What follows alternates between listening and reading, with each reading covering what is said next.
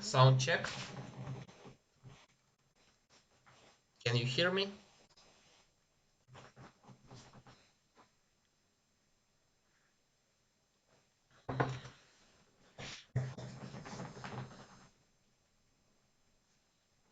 Waiting for some of your comments just to check that you can hear me clear.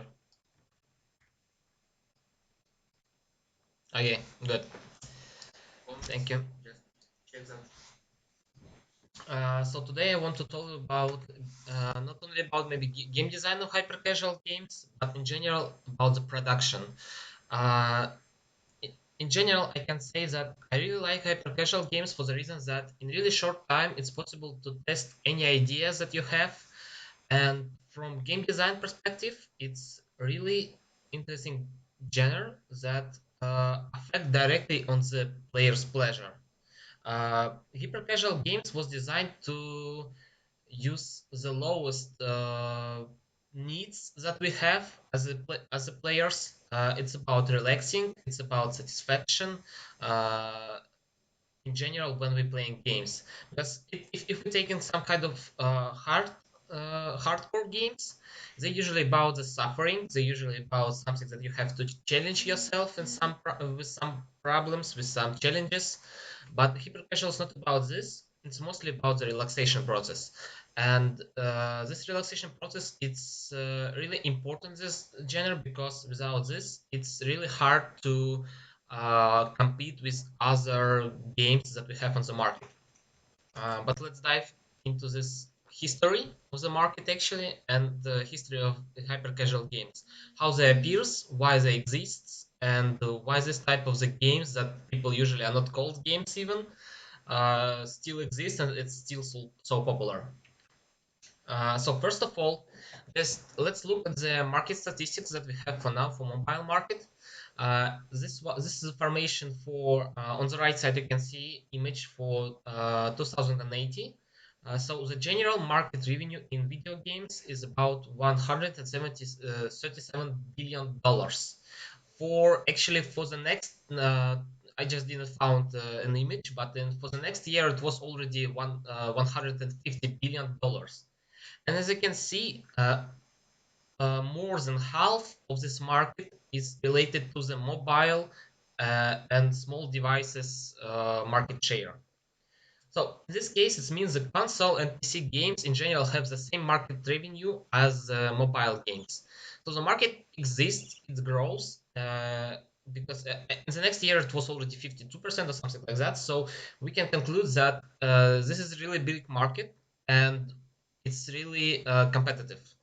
Uh, for 219 for 2019 year, there was a on Google Play there was a more than 1.5 million new apps on Google Play, and more than million apps on App Store.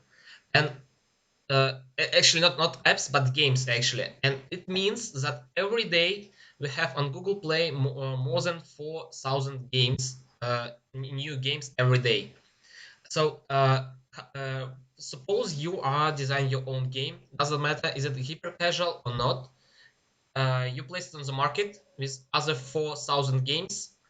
What's the chance that you will have you will have some organic traffic, that the users that just find your game in the market, uh, that will give you enough money for development process, for future development process. Of course, it's almost not possible to give enough number of players, and so the question is how to compete in this market. So what are mobile companies do now? They buy traffic or use the processes of user acquisition. User acquisition is the process when we advertise our application or game in our specific case, and getting users from this marketing company. So, how it's related to hyper casual games? Due to historical reason and one moment, Facebook and other marketing networks allowed us to acquire users very cheap, which is called in professional speed low CPI. CPI is there are a few slides about some of the terms that we need to know before to go further. But CPI, it's a cost per install. It means how much money do we need to spend if we want to acquire one user in our game. You, I think you often see some video ads that in Instagram, for example, when you just maybe looking at the sum of your history of your friends, and at some moment you get an advertisement about some game, which is called in kind of interstitial. Or maybe you played some games on mobile and you also see that there is a ads that is called again interstitial between two levels or between two stages of the level, and you see other game. So this is how other games acquire new users to them. And as and the value that we pay for one user, it's called CPI. So low CPI means so historically there was a moment when CPI becomes really low, at least for some games. So low CPI means that we can make money on the player easier. It means that it's lower requirements for LTV, and LTV in this case is lifetime value. How much money do we have from some average user? For example, I pay $10, some other users pay $5, or for example $0, and in average our lifetime value is $5 because there are two players. One of them paid $10 in the game, other plays zero, so 10 divided by 2 it's $5. So it means that for these games where we have two players, LTV in average is $5. There are actually different ways to calculate LTV, but just for the simplification, let's calculate it like that. So if we have lower CPI, it means that we could allow ourselves less LTV. So it means less requirements for lifetime, how much users live in our application, 1 week, 1 month, 1 year. I mean, as longer a user exists in your game, as much more probability that he give you more money. In this case, less requirements for lifetime and RPU. And RPU means average revenue per user. There is also a definition RPU, which means average revenue per payment user. And this is really different things. I will show you on the next slide. So RPU, the things that we call RPU, it's a total revenue generated during some time of period. It could be the whole lifetime of the user, or 1 year, or 1 day even. In this case, it could be called RPDAU, daily active user, and divided by total number of users during this time period. Let's go to the example. Suppose during 1 week again, I paid in the game $10, and some other person paid $2 during the same time of the period of time. By the same time of period, I don't mean 1 week. It should be specific date. For example, the 1st June to the 8th of the June. In this case, total revenue will be $12, and there were two users. It means that average revenue per user will be $6. This is the but let's look at the RPU. In specifically this case, when we have two users, one of them paid $10 and another one paid $2, RPU will be the same. So total gross or total revenue is the same, $12, and the number of payments users again it's 2. So it means that RPU in this case equal RPU. But let's look at another example. Suppose we have me who paid $10 and another users who paid $0. In this case, RPU will be $5, as I told before. But let's look at the RPU. The total gross in this case it's $10, but the payment number of payment users in this case only one from two, and it means that average revenue per payment users will be $10. So RPU is about all users, payment users and not, and RPU for users who only paid money in your application. This is not really often used for hyper casual games.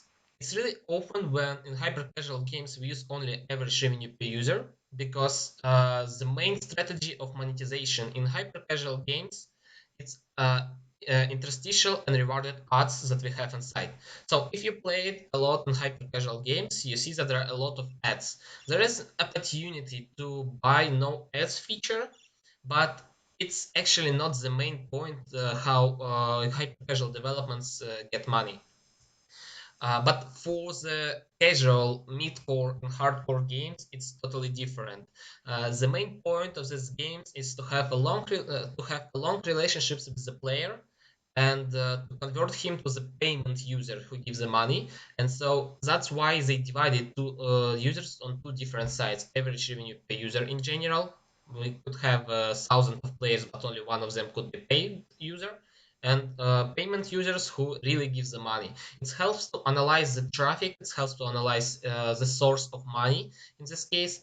But we also need to understand this scheme because we need to understand how hyper casual works in this case. So if just the first point is, if you want to develop hyper casual games, forget about internal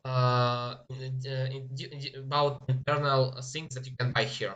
So in hyper casual ads, the only way how to make money it's in interstitial and rewarded ads. Uh, so I actually have a question. Here you can see this is maybe for the future thing. I just don't want to waste the time a lot on this. I will write these questions in the chat, and if you will just try to think in which moment average revenue per payment user could be higher than average revenue per user. Kind of the task for you. Describe a situation when it could happen. But let's move user. So about hyper-casual again, CAC, customer acquisition cost, just for describement, it's the same as CPI. Excuse me, I need to check if it's still available. Stream. So yeah, could you please write in the chat, is everything okay, or maybe you missed something, because I think I had some problem with the connection, I guess.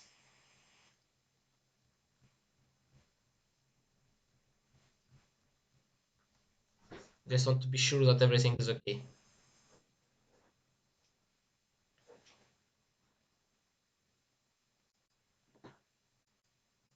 As well, I can't see information in the chat, I guess. Write me in Telegram, maybe in chat. Is it everything okay or not? Because I actually can't see.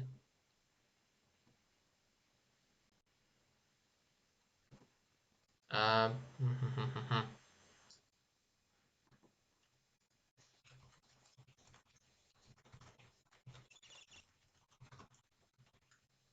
okay, yeah. If you can hear me, it's okay. So I just wanted. I think I had some problem with the connection, so I just want to figure it out. Is it okay or not? Fine, let's continue. So customer acquisition cost is actually the same thing that is CPI. So how much money do we need to spend if we want to acquire one user? So in this case, just remember that CAC is the same as CPI. Somewhat separated, but it depends on the context. In case of game development, it's really okay. Uh, So, related to the logic that I described on previous slide, you earn money when your LTV is higher than CPI. This is the most important point. If, for example, we want to acquire one user, which is cost our $0.1. In this case, we're starting to earn money when average lifetime value is higher than $0.1. Uh, when we have lower requirements for LTV, it means that we have lower requirements to average revenue per user. We don't need in-ads, as I said before, internal purchases. But in this case, RPPU will be zero. And so how to earn money? Obvious solution is to have ads, a lot of ads, and that's how hyper casual works. Let's look at the key metrics that we have for typical hyper casual game. There's a bunch of text, but I will describe everything. On the right side, sorry that it's in Russian, but everything on the left side is duplicates the information on the right side. This is a part of the presentation by My Games. My Games is a department of Mail.ru company that is related to game development. There are actually two sub companies. One of them is MRGV, Mail.ru Game Ventures. They are work with companies to purchase part of the company and to invest money in the company. So it's actually a ventures for fund. But My Games is a special department that is related right now for hyper casual and also for casual and mid-core games for publishing actually. And this is the last presentation that they had about the conditions that they have for hyper casual developers. There is a new thing that I didn't describe before is CTR, it's click-through rate. It's share of people who click on your ad that you make for your game. If I make some game, I need to promote it somehow. So I'm buying the promote company with video on Facebook, for example. And if more than 5% of people click on my ad, so my games will pay me $2,000. Of course, in case if I have agreement with them. This is the first stage of how you can test your prototype. You can even don't have a game. You can just need some video of your potential gameplay, maybe 30 seconds of it, uh, just to see how much people interested in that. When they click on your ad, they actually come to some. They forward it to the some to the some not real page, fake, I mean, yeah, fake page, where they can click install, but they actually will be asked they mail for future information when the app will come in real life, or it even could be a broken link just to check if the people clicked on it or not. For example, I have a link where you can actually make your own fake page with your application to test CTR in this case. But if you would, for example, if you have an interesting prototype and you want to publish with My Games, you can just need to write them. I have a personal contact of guy Andrei Dubinin, who is responsible for development of for publishing hyper casual games. And if your prototype will be interested, they will take it for CTR test. But before, of course, you will sign some paper when you don't where you don't have an opportunity to spread information about it, NDA actually. And if it's everything okay and CTR is more than 5%, you will get paid $2,000. After that, the next stage is to test a first build of your project. In this case, you need a gameplay. I will describe further how what is the first build, how it should look like, what are the requirements, and what is the best benchmarks in this case. But just for an example, CPI cost per install. So the best thing if you have 20 cents or $0.2 for your game, then you will get from My Games. In this case, different publishers gives a different shading for you. But My Games in this case give you $10,000. I have a typo here. It's not $1,000, but $10,000. If your CPI is a bit higher, less than $0.3, $7,000. If it's a bit more higher, $0.4 dollars, then it will be $5,000. One thing, this benchmarks, it's uh, it's about actually US market. Modern publishers like to work with iOS market with USA because uh, iOS market is actually it's more expensive in case of CPI, which is actually a good point for the publisher to see if game perform good even on expensive market, then it perform good on the cheap market, right? So it's expensive not only in case of CPI, it's also expensive in case of ads that you promote in your game, because you earn money on the internal interstitial and rewarded art that you have, AdSense that you have in your game. So if you performed really well on the expensive market that you will get more money in this case. So for USA is the most expensive market for hyper casual games in this case, in case of CPI and in case of revenue. And the same is for iOS market, it's more expensive in this case. Just a bit more than 1 week ago, one of the biggest publisher, Voodoo, but the biggest publisher of hyper casual games, didn't work for prototype and soft launch period with Android. They didn't work at all. 1 week ago, they announced a program for Android testing. So before they worked only with iOS. It doesn't mean that you have to develop your game for iOS. Unity allows us to develop for the both platform at the same time, but maybe some publishers will require iOS build. It's not a big deal. You just need to maybe rearrange some of your code related to external toolset, like Analytic SDK, something like that. But after that, you just need to find a person with Mac and to ask him to build for iOS maybe, and of course to test it.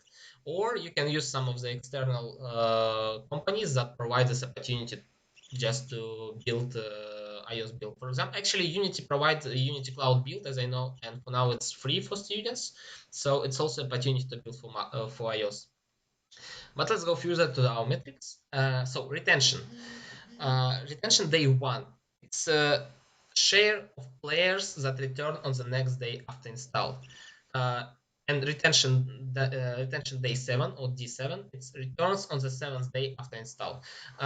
Let's look at this example. If I published my game and I promoted, and on the first day I have 100 users, 100 users, it's actually not it's not day one, it's day zero. When users only come to us, it's called day zero. And on the next day, it depends how you calculate it. On the next day, calendar day or after 24 hours, it depends. There's a different approach to calculate retention. If 60 of people returns on the next day and 40 of them just didn't open my app at all at the next day, so I will have 60% retention rate on the day one. Then it's important to mention that retention is calculated by cohort. It means that, for example, if I have installs 100 installs today at the 3rd of June, my cohort will start from the 3rd of the June, and it will be the retention of day 7 will be at 10 of the June. But if I have installs on the 4th of the June, 4th of the June, so it means it's another cohort. They have retention day 1 on 5th of June and retention day 7 on 11th of June. So you need to separate your traffic and your players in case of cohorts when you calculate retention. So retention day 7 means in this case, if I had on day 0 100 players, and if I have 13 players at day 7, the same players that I had at day 0. We don't calculate everyone who comes at this 7 day, new users that comes at this 7 days, only the day 0. So I will have in this case 13% rate of retention day 7. Speaking about benchmarks that we have, the good result of retention that we have on the markets, it's retention day 1, it should be higher than 40%. So my games in this case ask about 45%, but 40% for retention day 1 for prototype is actually good, especially if this prototype doesn't have meta gameplay, only core gameplay. When I say prototype, it's not really ready for global launch game. It's just a prototype that shows some of the core gameplay. As for day 7, 13% is actually a good retention.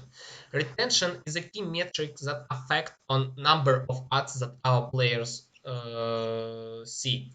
So remember that we monetize with ads, and if we have bad retention rate, it means that for each player we maybe we could spend more money that they give us when they look at the ads. So retention is a metric that is highly has a high cohesion with the revenue that we have. So speaking about my games, if you have retention rate higher than 45%, and at the same time CPI for this prototype will be less than $0.25, 0.25, then you will get $10,000 in this case. This is just for development. We're not talking about future revenue of the game. It's just for it's the money for to stimulate your future development of the prototype. And last things, it's ROI, return of investment. It's how much money do we have when we spend some amount of money for our game. For example, if I spend $100 for user acquisition, and after some time I get from this $100 I get $130. So then ROI, according to the formula, it's total revenue divided by divided by spends multiplied by 100%. We get in this case 130% return of investment. Uh, if my games approach, if your ROI is higher than 130, you will get $30,000. If it's more than 105%, then you will get $20,000. Remember that if your ROI is less than 100%, it means you lose money, not earn it. It's obvious, I guess. Uh, so, and yeah, just to note, my games promote you 60% of revenue share for a clear revenue share from your game. It means that if before you have a payment, Google Play could get his money, I mean, the commissions that they have for the money that you can that you want to get. So when this money is subtracted, after that, my games give you 60% revenue from your games, from your ads. It's even not talking about the all money that they give you during the prototyping stage. And at the same time, you have intellectual property rights. This means that your game is still your game. So, small conclusion. Retention should be as high as possible. Retention depends on the engagement of the core mechanic. You don't need meta for the high retention. It's meta game could increase retention, maybe 5%, maybe 10 in some specific cases, but not really a lot. But 5 or 10%, of course, it's a lot, but who knows? It depends. If you have 20% retention day one, so maybe it will help you. Uh, Actually, one more information: ads could decrease your retention rate, maybe at 5%, but it's not really a big deal. Sometimes actually ads even can increase your retention rate, which is could be confusing, but it's really true. Sometimes it happens because uh, people who play hyper casual games like to look at the ads, and so sometimes if you don't have enough ads in your game, they could leave a game because they don't have they don't have an attractiveness in your game in case of looking at different videos with ads. So if you want to have a low CPI, your game should be attractive. And the gameplay should be clear and easy to read. uh, it should have it better to have innovative mechanics, because when you have a game that someone did before you, it means that this audience already finished. I mean, in this case, this audience was bought, and your CPI will be too high, or this mechanic will be too boring for the players because they already played that. And that's why CPI in this case, if you just clone some game and you clone it not fast, for example, this game was 1 month before and you decided to clone it. So in this case, I guess your CPI will be high and retention rate will be low, just because the trend changed. So you should develop in a trend. Look at the not even successful right now games that are successful right now, but the games that will be successful. Try to analyze developers account like Voodoo, Lion Studios, and other of them. I will provide you some links. So we have a special table with them. uh, as well. There is a special parser. I also have a link on it, where you can actually see just a new coming games that are in the soft launch processing, and if they are succeed, if they are have a good install score mechanics or something like that, you can even test the game by yourself. So this is a good point to start to clone it. Because hyper casual is also a lot about the cloning other games, and this is how business works, this is how market works. So if you don't have your own idea, maybe you can find a good idea that's right now in development, or even to make it better. If someone just make a really cool idea, he also needs some time to buy all users that is are interested in these ideas. So you have a time also to get a small piece from this pie, in this case just to make a clone and to also promote it, because the market is limited, but if you make it fast you will have a money in this case. uh, Speaking about attractiveness and clearness, I think you already see all gifts on the right side. So mechanic in these games are clear enough, it's look attractive. And why it's so? Maybe because there is included on the left gifts, you can see this is a game called Push 'em All, and the idea of the game is just pushing people outside of the roof.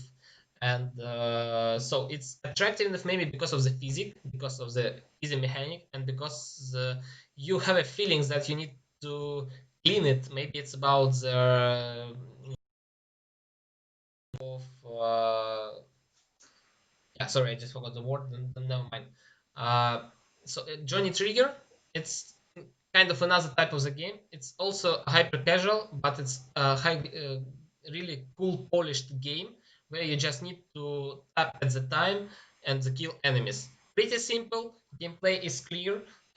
You don't, and it's actually just really nice and really beautiful. At the same time, Push 'em All have a simple graphic, but the attractiveness is in the gameplay, not in the graphic. And people like this simplicity. People like this feeling of feelings that it's simple, and they see how to solve that, and this is a challenge for them just to solve even this simple task. Speaking about development principle during the development of hyper casual games, first of all, first stage of course is to make prototype, test it by itself, and if it feels bad, and test it with your friends maybe, you could try to redesign it. But if it's bad again, so this is a point where you maybe should to throw it away. Hyper casual is always about making 100 prototypes and to take one hit game.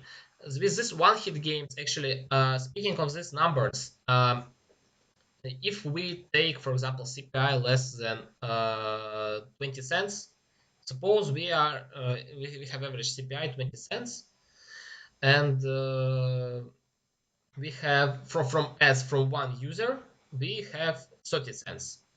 So it looks like not a big difference. We have only 10 cents from one user.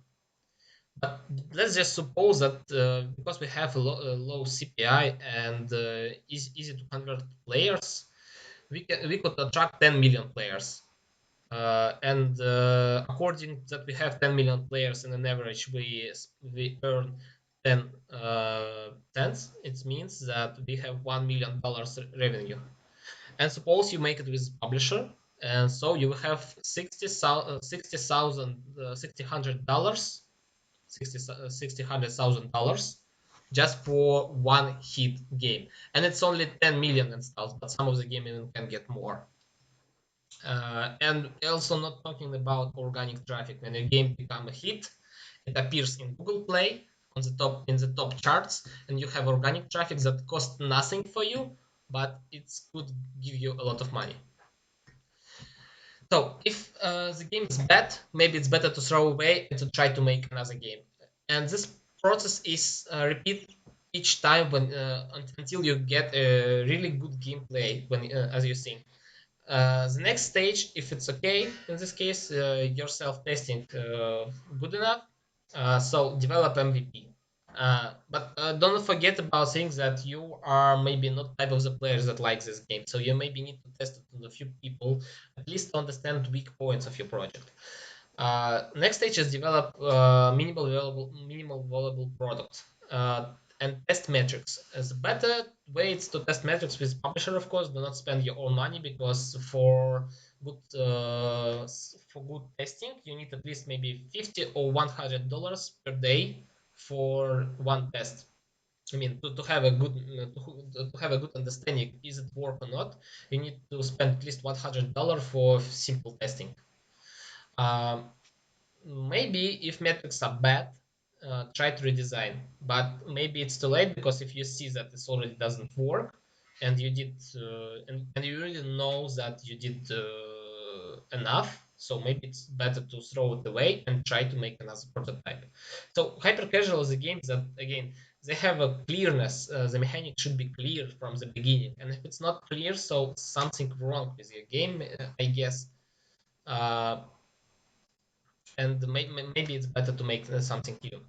Uh, Excuse me, I just need to maybe open YouTube channel because I'm not sure that I can see your comments. Yeah, fine. I didn't see any questions, but fine. So next thing, if your retention with the publisher is more than maybe 35%, it's actually good.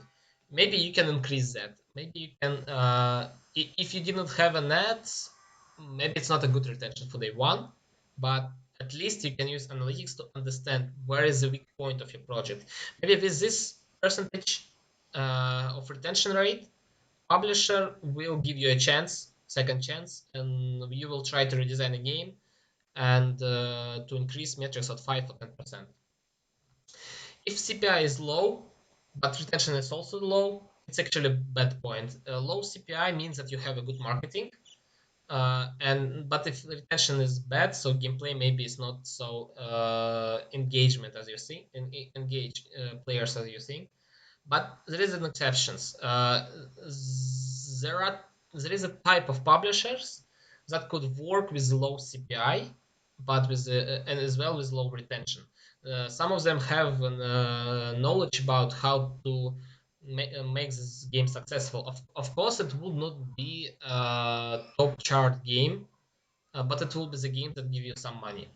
I know some people who work with these cases, but you really need a low CPI in this case because if you have bad retention and CPI is average, by low CPI I mean is less than this benchmarks that I described before. So if CPI is lower than maybe 20 cents, yeah, maybe it could work with bad retention. But it depends again what the main bad retention. If it's 10% for day one, I guess it wouldn't work.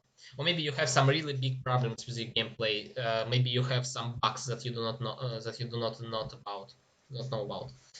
Uh, Try to develop prototype in few days. Just the key point is to maybe do it without visuals, but visuals really important in hyper casual because you're just trying to sell a game as cheaper as possible. So when you have two programmers in your team, it's better to split the work for them for logic and for visual.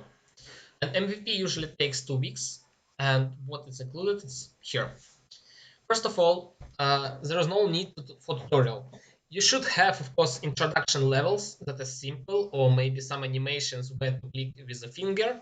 But in general, when the players see ads with your game, he should understand the mechanic right at this point. And when he install a game, it should be clear for him what to do, even without any tutorial. But of course, there should be some of there should be actually there should be some animation that shows, for example, how to control, like some finger on some way. But you actually can see some of the examples in the real games. I think it's pretty simple to understand how it works. Each level should be 1 or 2 minutes, really short, because you need to play. You need to place. You need to have somewhere to. You need somehow to place ads between levels. And as shorter level, as much more ads you can place in a time.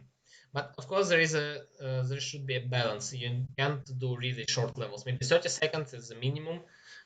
Maybe some levels could have 15 seconds or something like that, 15 seconds or something like that. But player just will be uh, sad about number of about ads that he has. I mean, too much ads is also bad. It will decrease retention rate. Play session in average is 5 minutes. It's really good. Longer it doesn't mean bad. It means the players are engaged with your game. It means that they look more ads in this case. Uh, 6 and to 12 levels, it's really enough. It's proved by dev to dev. You can see, sorry, but it's in Russian.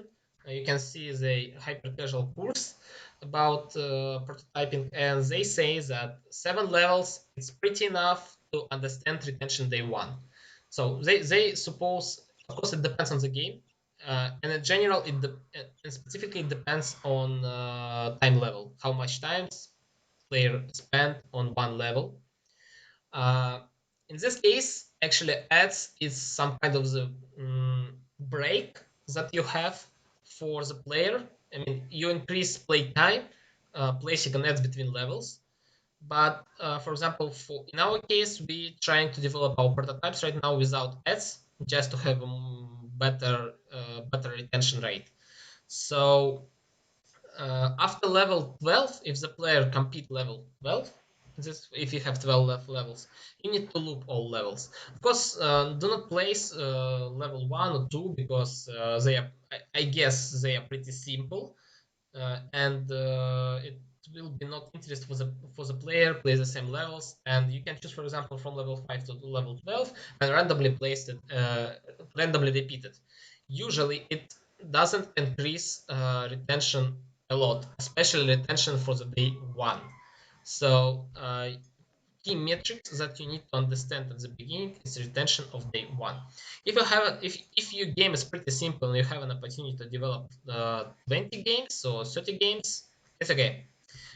In general, if you have even more time or your game is more simple, you can develop as much levels as you need for the player who play every day at least once during the 7 day.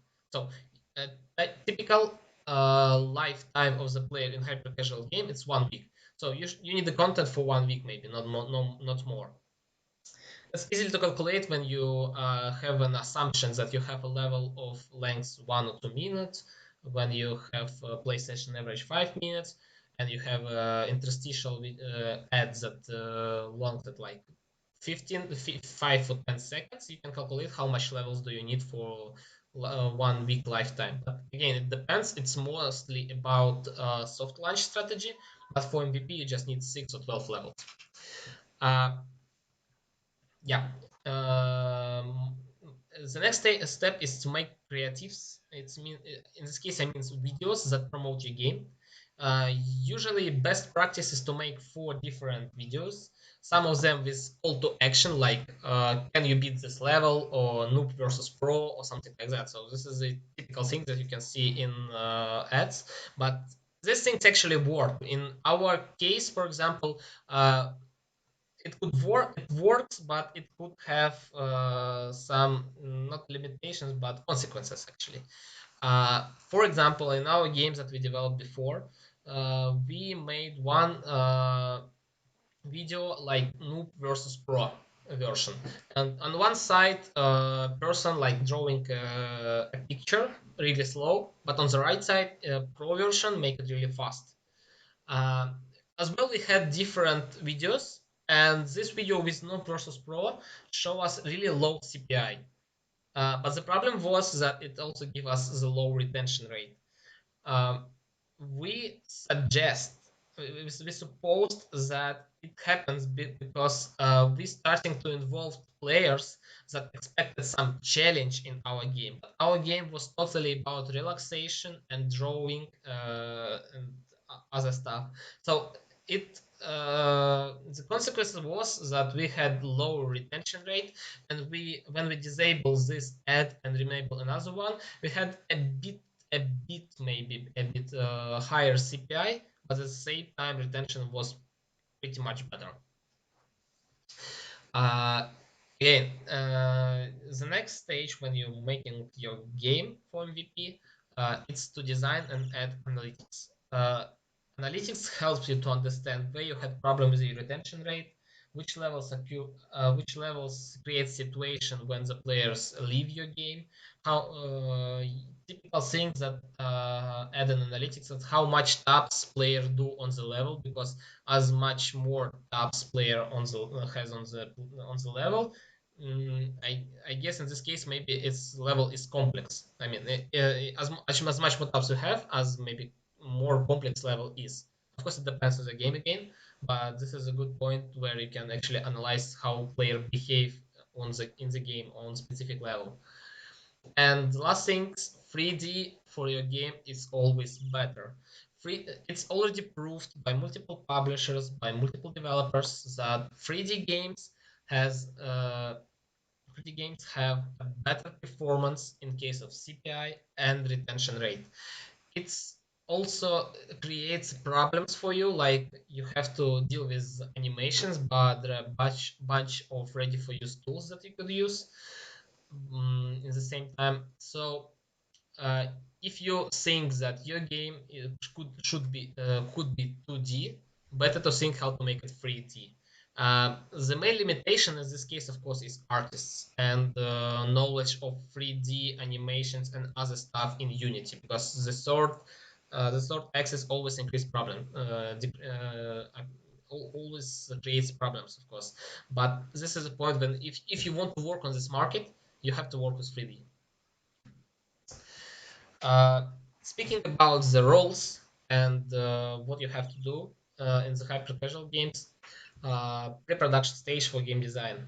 The key points that you need to focus on is player engagement. So when you create idea for your game, think about engagement and how what player feels in this case. Find good reference for your idea, because I'm totally sure that your idea not totally new. Some of the idea could be, or there could be your idea with a bad implementation. And your task is to find it. I'm totally sure that if you didn't find it, it means that it just didn't succeed before, and that's why you can't find it, because it's somewhere on the bottom of the Play Market on the App Store. Uh, the task of the game designer is to write high level specification. By high level specification, I mean uh, some tasks for the programmers where you describe logic just in general for your game, because if you cannot describe it at one page, so I guess your game is not hyper casual. Hyper casual is always game about one simple mechanic. So if your high level specification for your game, kind of vision or concept document, uh, couldn't be readable on one page of A4 format or Google Doc or something like that. So it means that you have some problem. I guess you are not working with a hyper casual game, but with something more complex. Uh, the part of the game designer work is to communicate with teammates a lot. uh, Hyper casual games are pretty simple, right? And so most of the things could be described just in the words. If you cannot describe it with the words in just one sentence, so again, I guess your game is pretty complex and you need to rearrange your idea somehow. uh, Search for references. Yeah, I just write it twice. Never mind. And make some of the planning for production stage. It means that when you help everyone, when you figure it out how your game should look like, what are the art style, what are the game mechanics, how the control should work, you have an understanding what are the part of the project you need to do to have a MVP. So if you still do not understand it, that you still are in pre-production stage. So pre-production is the point where you working in a total chaos actually, but in the end you have an understanding what you should do in the next 2 weeks.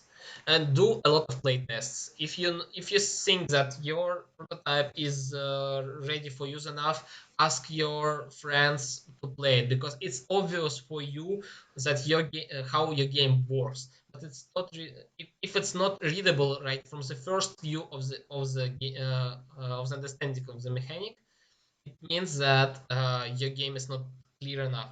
You can also ask other people from internship to play it, because it's also a good point in this case. They do not know anything about your game, but you can test it and to give you a feedback about what is clear and what is not. And it would be more objective in this case because they understand the rules. Production stage. If you worked good in pre-production stage, so just work according to plan. Cooperate with your production team, and you mostly should work with artists, because most of the work actually for production stage is actually for most of the work that you should control. It's artist, how the character should look like, how the enemy should look like, what is the color scheme, and other things.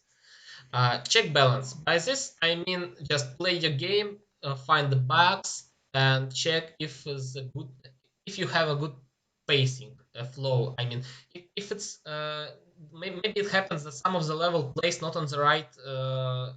Maybe some of the level are placed not in the right uh, order, and so it could happen that players have doesn't have a satisfaction, because maybe you have a multiple simple levels or multiple two challenger levels in this case, and maybe you need to rearrange levels in the order. And of course, playability, maybe some of the levels are broken actually, in case of game design, in case of level design. uh, Prepare marketing, and yeah, a bit about the balance. If you have a balance in your hyper casual games, so it's not a hyper casual games. I mean, the only balance that you could have, it's maybe the order of the level, maybe complexity of the level could be counted as number of actions on the level. For example, how much tabs do I have? Yes, hyper casual is hyper casual. It should be simple, and for the players there should be elusive of challenging, but it's not shouldn't be challenge at all. Next stage is design analytics events. Uh, yeah, I also forgot to mention that in pre-production stage, maybe you will figure it out how to work with your meta. But we suppose that for MVP, you do not need to develop the meta game, because I mean by meta game I mean some skins or something like that. So you just need to work on the core gameplay, and maybe it would be enough for testing. Uh, Prepare marketing materials. In this case, try to it's better if you have an experience in Unity. If you're not, so it's a good chance to have it, because your programmers will work a lot on production stage to make a code for your game, to integrating different analytics SDK and other stuff, to building an architecture. So if you will download the project and use internal in Unity, there is a special internal thing to capture video. You don't need some external software, and you can just capture a video and get video for your gameplay. As well, you can use some video editors like Sony Vegas to make a pretty simple video gameplay. You don't need something complex, because uh, again, ads for hyper casuals, it's usually just a game by itself. When I just to mention, when I write creatives, it's actually not only videos. It could be screenshots, text, and other stuff. There is actually different ways to promote your game. I mean, in case of user acquisition, but we will not use them, because for publishers, it's just enough to have a video.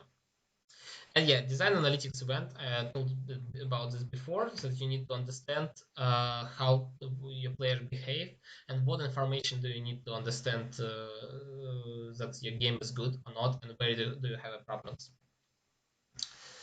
Next thing, we prepare the links not only for game designers, actually also for programmers, and we're still in progress with artists. So we have articles on English, in English and in Russians. Article reports assets. I still working on game design side. We also still working on artists, and we will add different links to it right during the whole internship, because there are a bunch of different materials that we have, but we not always can find them.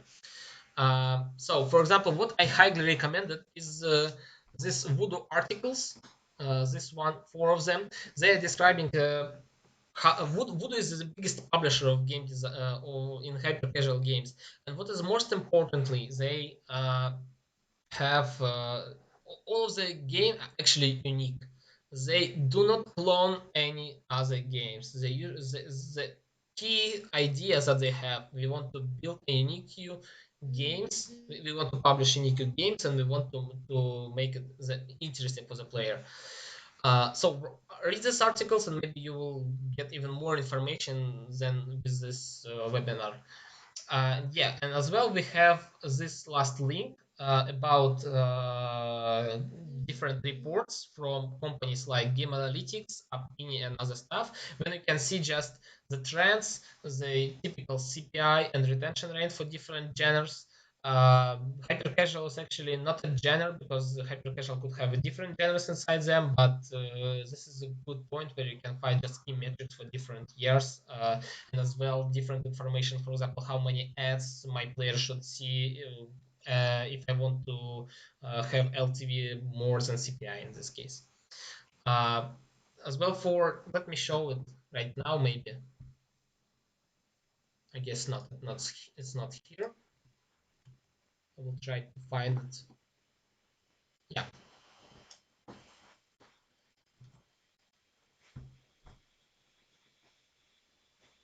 just one. Yeah, here for the programming, we have a lot of different links. The most important of them, maybe this one. I just point them with green light. This one may be less important. Let's just point it like yellow because it's still in work. Maybe there are some of the tutorials that maybe you have, but it's also important to mention different assets. Uh, I also forgot one of them. I just write it like right now. As I said, they trying to add something every day, so it could have a different links during the day. So Mixamo is a special tool that helps programmers. Okay, speaking about the programmers, let's move to the next slide. Just what they should do. And let's look at the tools that could help you with the development of your hyper casual games.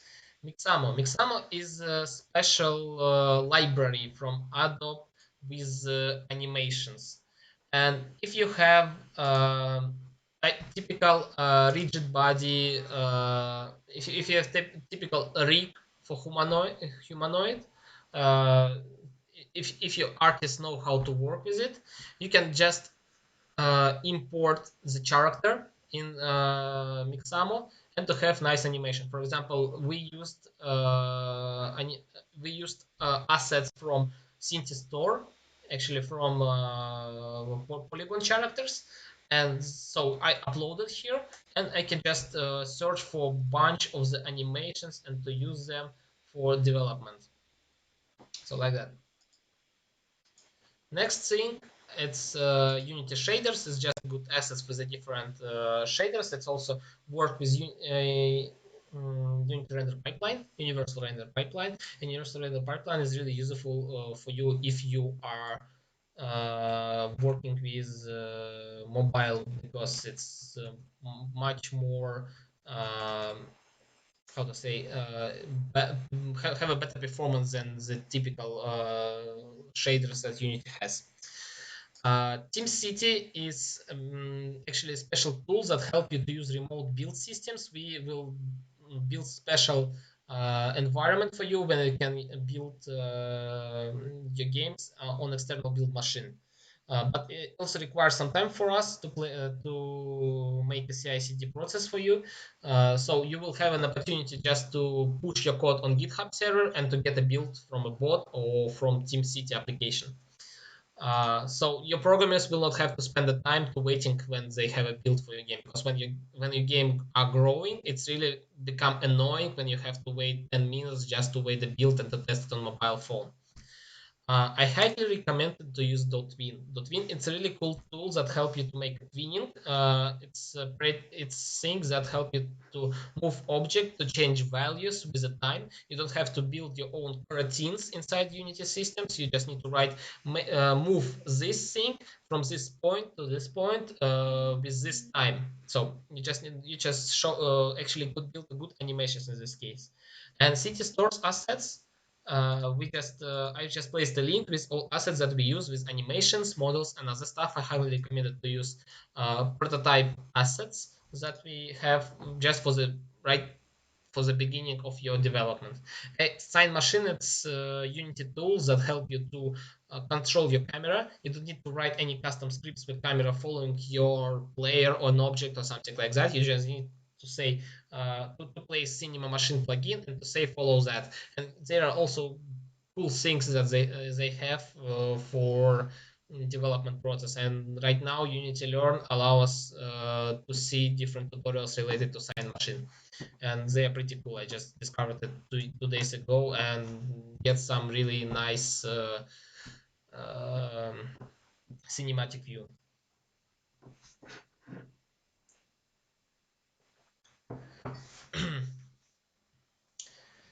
So speaking about programmers, I'm just waiting when it will be loaded because my as I said before, my PC is a bit broken and that's why I had to rearrange meeting. Pre-production stage for programmers. Prototype a lot, really a lot, because you will have. I mean, when we developed our project, I'm trying few different implementations, and some of them work good, some of them work bad, and on the same thing you can implement in different way and find different assets and other stuff. Use prepared solutions. You can find it in Unity Store assets. Maybe you know some like darknet sites when you can load assets with the code. As well, use GitHub. I just discovered it maybe 1 month ago that you can just go on GitHub, write in the search like Unity slicing, and you will get some repositories with implemented things that you need. They will not have it in asset store because they not have a goal to earn money on it, but you can find an implemented solution for your game. uh, this is the way actually kind of found it's blind mesh, but later I found it in asset store, but doesn't matter. But so you can actually find a different interesting solution for your project on GitHub. Dirty code at this point in pre-production stage is totally okay. Your goal is to understand how your game should feel and look like, not how it coded. So focus on core mechanic, focus on how to implement it, and how in production stage to make it clear. It's better to work split work between programmers in case of visual and logic. By visual, I mean usually, for example, I as a kind of technical game designer, building levels, also testing animations, camera behavior, just a visual how the game should look like, maybe working with shaders and other stuff. When the Vlad just working on the logic of the game, building architecture, systems, and other stuff. Because it requires a lot of different work and testing from me, and for Vlad it also requires just focus on the logic of the game and to work with the predefined stance. So we are working parallel.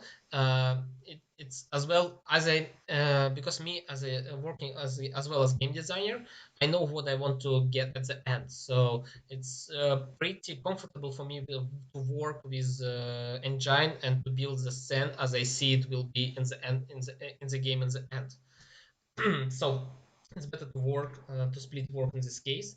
Uh, as well, visual programmer could work with a bit, maybe with a bit with balance. So if it's a visual programmer, it's more about game design. So logic programmer is more about the technical side of the question. Uh, Game designer should work at the beginning will work with this kind of the visual programmer, and from the logic side he just get a solution how, for example, control works, and to give some feedback about how it should be changed. uh, as as well, programmers at the beginning should understand architecture and limitations that they could have for future. So it's really good. It's really good point if you help us to understand architecture and solutions that you have in your project, and it will help you to understand how to make it better. And use prototype assets. As I told before, we shared it with the link, and I also provide a link later in the chat.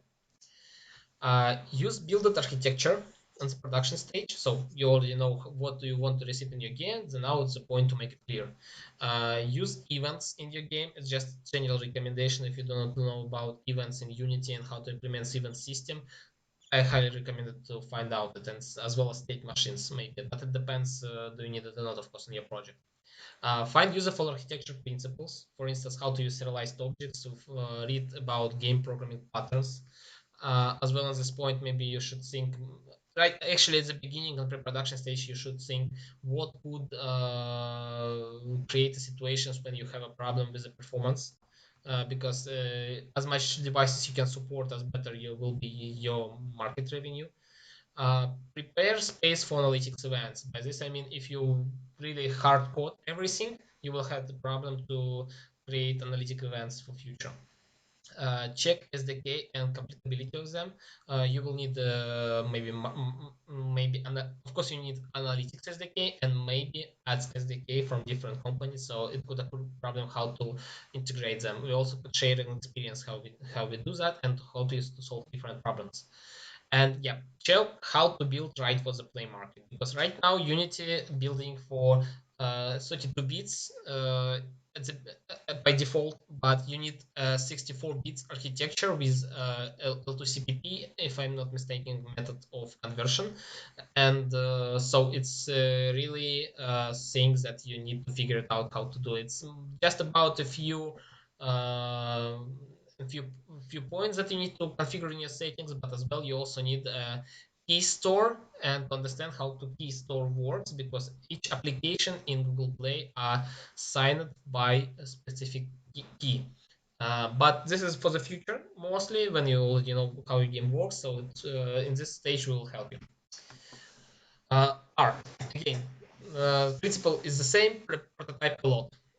Use prepared solutions. Try to find assets and picture libraries. We recommend the free pick. It's costs some money, but it's really good, especially when you work with vector. Make sketch. Work with sketch with your game designers. Do not make full draw, especially when you make some concept. There is really no need for that, and there is no time for that in case of development. There is just need to understanding how it looks like and to describe programmers how it should look like in the game, especially this visual programmer who work on it.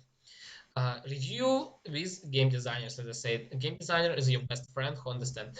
As well, if you have a team two game designers, you can actually split your work in case of analytics and programming and working with the art. Use assets and adapt them. Design UI with the game designer. It also should be done in pre-production stage because it's affect on the visual and understanding of the game, or at least make some draft of it or find some references. A lot of work of artists is finding a reference for himself with the game designers. Uh, and yeah, my recommendations in general, be more proactive and creative. Design art style of the project.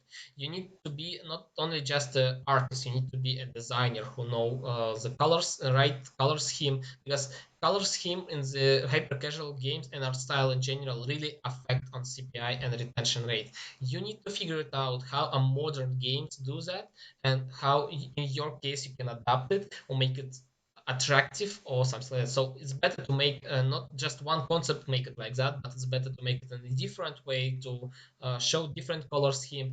The best thing that you can do actually is somehow adapt your assets that you have for programmers to allow recolor it at any time. It's really a good thing because you can just make a few creatives videos with a different color scheme and to understand which one is performed better. So why not? And as well as we can analyze retention rate in this case, but it's a bit more complex thing. So as an artist, be not only the artist, but be also kind of marketing man who know how who, who want to attract as more players as better, because yeah, visual is better, is really important. So 2D artists work with concepts. Your most of your work should be on concept, not maybe on models. But if you have an experience with 3D modeling, this is the best choice. If you're 3D artist, again, do not try to implement models by yourself. Maybe it's better to use ready for to use some assets, maybe redesign it, and because you will have you will just could have a problem with animations. Also learn how to work with rigs in 3D, especially how to make a special rig for Mixamo in this case. On production stage, pretty simple: polish arts, produce content that you know how to what you produce in which art style, and test different colors. So main points in general about hyper casual games: keep your game simple, because simple doesn't mean boring. Be innovative. I really highly recommend it to check Rollelex, that I really like. This is a game from Voodoo, and check Voodoo games in general. They are all unique. Rollelex is a game about we have a wheel. Let's try to add the legs to them and make a game from it. So when you tap on the screen, this wheel leg appears from this wheel, and they starting to climbing on the mountain. When you release finger, it started to just have it have inertia, which is a just spinning from the mountain downside. Uh, you can use in your game real life examples. A lot of games just simulating the process that you have in real life. For example, Leap Art 3D. Leap Art 3D is a game about to actually clean lips and then drawing drawing some picture on the lips. Soap cutting, the process of cutting of the soap. This game is all about the vibrations, sounds, and feeling of some satisfaction. It's just was popular because in some moment on YouTube there was some videos related to cutting soap with small pieces. Perfect ironing. It's the game where you actually literally need to ironing the clothes. I don't know how this could be interesting, but this is hits that are in the what that was on the in the top of play market. So it means something. It means that the people like to do stuff that they don't like in the real life. So real life examples is a good thing in this case. So why not? Uh, Usually for hyper casuals, your audience is the people who never play games, and these people usually say, "I'm not playing video games," but at the same time they're still playing hyper casual games in the buses or something like that. So if your game is suitable for some specific audience, maybe it's a bad hyper casual game. Maybe it's a good for specific audience, but when you compete with other hyper casual games, you need to work for all audience, for everyone that everyone like and everyone understands. Thinks how to promote your game from the beginning. If it's hard to promote, again, maybe it's not hyper casual games. And main 3 points: it's snackability, engagement, and clearness. Remember the main points and benchmarks and metrics that I described at the beginning. So your point is to make a game in the way to increase to make better this benchmarks as much as possible. And I have a task for everyone to just to make it more clear for you, because you need to figure it out on the real examples in this case. So find 20 hyper casual games in App Store or Google Play. It doesn't matter. Just maybe top of them, maybe not top of them, maybe all of them. Maybe you can open the Voodoo and take all of them. But I recommended you to use just the top chart, and from this top chart choose hyper casual games. Not try to go to Voodoo account and just to copy all of them, because they all hyper casual. I mostly recommended you to make it in this way because I see that people not always understand what is hyper casual games and what is not. As pretty example, runners are not hyper casual games. It's arcade games, and it's a really big difference, because if you take Subway Surf is not hyper casual games. It's runner. So in Subway Surf, you even don't have an ad. Maybe you have a rewarded video, of course, as I know the last time they had maybe it. But the whole monetization is on the in-app purchases, not on the not on the ads. This is the point why it's totally not hyper casual, at least because of that. And the next, another thing is just is it's just an arcade. When you lose, you die, and you're starting from the beginning. This is the point of arcade. So next thing, write this 20 hyper casual games in some Google Doc in your team folder. Important. Each team has a team folder. Just maybe uh, create a folder uh, like a hyper casual task. Create doc with your name. In this doc, just write the list of these hyper casual games. It's better if you attach some screenshots. That might be much more better. uh, Describe core loop of the gameplay for 5 games. So core mechanics. What is the core mechanic of the game? If you will starting to analyze it, there is only one core mechanic in this game. If, for example, it's shooting, it means that you the only things that you do is shoot. Even if level, for example, requires from you to shoot to a specific place to trigger some trap, it's still shooting. So do not try to do not you will see that there is only one mechanic in hyper casual games that you should work on. And if in your game you have different mechanics, so again, maybe it's not a hyper casual game. So each member of the team should do it in his own document with his name. Then you should attach link to your doc in this Google Sheet, and I will give you my comments if it's okay or not. If you just added in the list some not hyper casual game, I will just alarm you, and we will try to have a conversation about it. Why do you attach it? Why do you think it's hyper casual? And why do you think that it is? So this is the table, and actually there is not so much people because one of the team already completed these tasks, and we other people it's actually not from hyper casual teams. But if you are not from hyper casual teams but you are interested in this game, in this thing, so just add your name and the link on your doc. The algorithm is the same. I will comment this your document when you complete the task. There is no specific deadline, but better to make it until maybe Sunday. I actually think that this task require maybe 1 hour of work, and I highly recommend it to play this game. So I mean, for at least for 5 games you have to play because you will not understand the mechanic of it, right? So what else? It's actually it. Right now, I want to write in Telegram chat everything related to the tasks and the questions about RPU and RPPU. So give me just some time. You can write your questions right now if you have it when I'm writing in the chat.